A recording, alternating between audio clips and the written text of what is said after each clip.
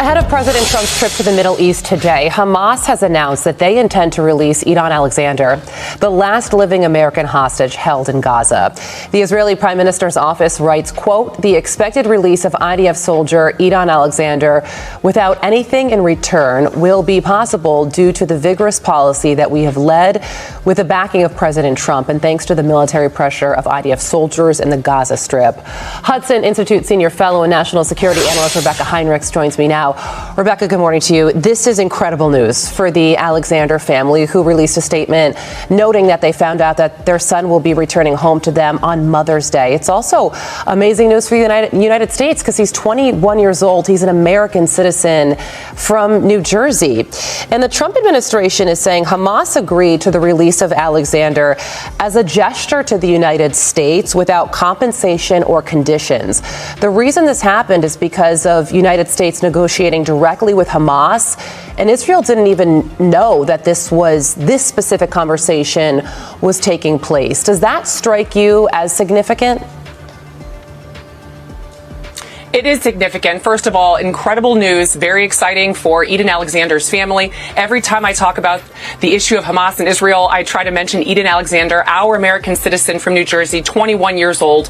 But at the same time, Carla, you mentioned something really important. Hamas is trying to peel the United States out of having anything to do with this conflict. So they're mentioning the one American living hostage, making sure that he can get home now if they deliver on this promise. But there's still more hostages, Israeli hostages there. And it's the combination of Israeli IDF military pressure and U.S. diplomatic pressure where we've had successes. So the United States is still going to have to stay involved. Okay, also want to ask you about the Iran nuclear negotiations. Fourth rounds took place this weekend. Both sides said that they went well. And yesterday, Iran's foreign minister said Iran is open to adjusting the amount of enrichment it does as a confidence-building measure. When you hear that, it's not something that Iran says every day. What do you think?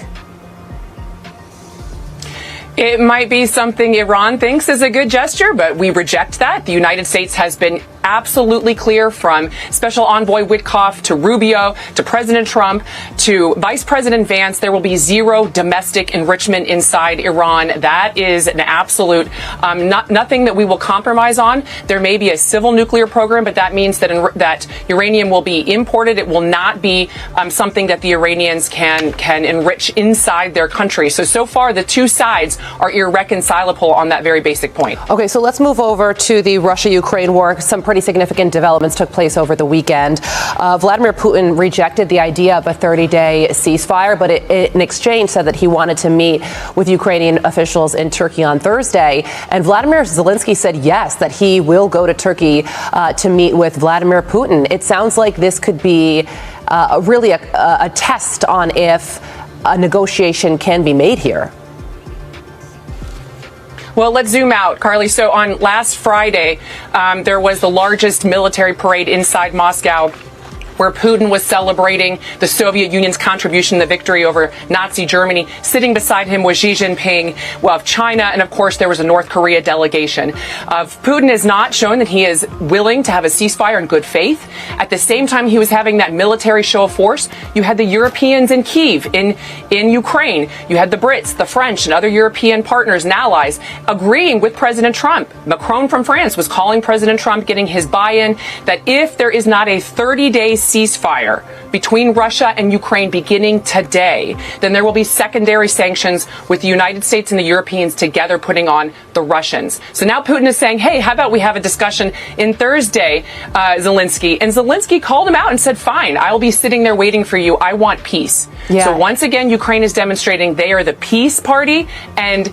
Putin is the warmongering country that does not seem to want peace at all. Yeah, and Vladimir Zelensky said he would show up in person.